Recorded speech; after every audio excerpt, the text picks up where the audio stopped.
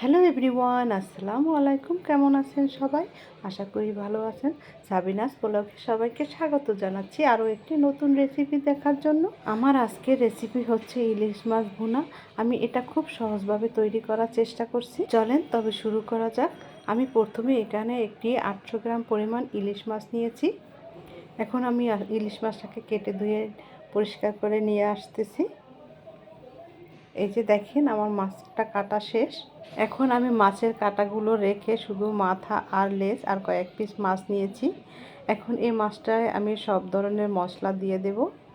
এখন দিয়ে দিচ্ছি এখানে মরিচের গুঁড়া, তারপরে দিয়ে দেব হলুদের গুঁড়া, পরিমাণ মতো দিবেন। আপনাদের যার যেভাবে পরিমাণ মতো, ইলিশ মাছ বেশি হলে বেশি দিবেন, কম হলে কম দিবেন। এখন দিয়ে দিচ্ছি পরিমাণ মতো লবণ। লবণটা দিয়ে আমি ভালোভাবে মাখিয়ে নেব। ইলিশ মাছের এপিট ওপিট করে সুন্দরভাবে মশলাটাকে আমি এভাবে করে মাখিয়ে নেব হাত দিয়ে। একটু সময় নিয়ে মাখিয়ে নেবেন যেন মশলাটা সম্পূর্ণ মাছের গায়ে মিশে যায়। এই যে দেখেন আমার প্রায় মাখানো শেষ হয়ে গেছে। এখন আমি মূল রান্নায় ফিরে যাব। আমি এখানে একটা ফ্রাই প্যান গরম করে নিয়েছি। এখন দিয়ে দেব 4 টেবিল চামচ পরিমাণে সয়াবিন তেল। ইলিশ মাছে এমনি তেল বের হয়, সেজন্য বেশি তেল ব্যবহার না করলেও চলে। এখন আমি দিয়ে দিচ্ছি মাছগুলো, একটা একটা করে আমি সব মাছ তেলের ভিতরে দিয়ে দিব। তারপর আমি মাছটাকে 5 থেকে 10 মিনিট মতো হালকা আছে একটু ভেজে নেব। এই যে আমার ভাজা এক সাইড শেষ হয়ে গেছে, দেখেন এভাবে কালারটা আসবে। আমি বেশি ভাজবো না, আমি হালকা করে একটু ভাজা দিয়েছি। আপনারা ইচ্ছে করলে আরও একটু ভেজে নিতে পারেন। এই যে আমার এক সাইড শেষ হয়ে গেছে, আমার অন্য সাইডও আমি এভাবে করে ভেজে নেব। 5 মিনিটের মতো ভাজলেই হয়ে যাবে। এই যে দেখেন আমার হয়ে গেছে ওই সাইডও। এখন আমি মাছগুলো উঠিয়ে নিচ্ছি। এই যে দেখেন মাছগুলো আমি সব উঠিয়ে নিয়েছি। এখন এই তেলের ভিতরেই আমি আবার সব ধরনের মশলা দিয়ে দেব। এখন প্রথমে দিয়ে দিচ্ছি হাফ কাপ পরিমাণ পেঁয়াজ কুচি।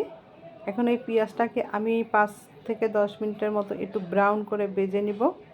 এই দেখেন ভাজা আমার শেষ হয়ে গেছে। এখন আমি দিয়ে দিচ্ছি মরিচের গুঁড়া 2 টেবিল চামচ পরিমাণ, আর দিচ্ছি 1 চামচ পরিমাণ হলুদের গুঁড়া। তারপর দিয়ে দিচ্ছি একটু সামান্য পরিমাণে পানি যেন মশলাটা পুড়ে না যায়। এখন মশলাটাকে আমি 5 থেকে 10 মিনিটের মতো কষিয়ে নেব। তারপর দিয়ে দিয়েছি 2 টেবিল চামচ পেঁয়াজ বাটা আর একটু সামান্য পরিমাণে লবণ। এখন আমি মশলাটাকে ভালোভাবে কষিয়ে নেব যেন পেঁয়াজের কাঁচা গন্ধটা না থাকে।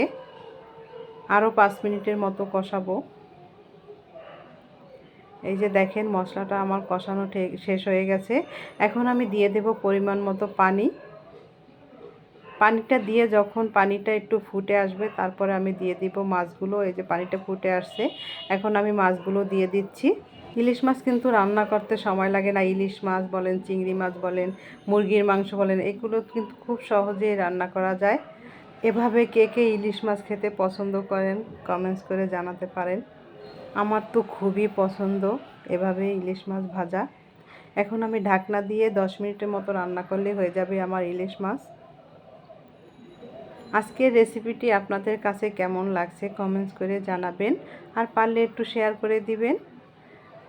আর এই রেসিপিটি দেখতে দেখতে আপনাদের যদি কোনো অংশ ভালো লেগে থাকে, প্লিজ আমার চ্যানেলটা সাবস্ক্রাইব করে আমার পাশে থাকবেন। আজকের মতো এখানে বিদায় নিচ্ছি। আবারও দেখা হবে নতুন কোনো একটা রেসিপিতে। আল্লাহ হাফেজ।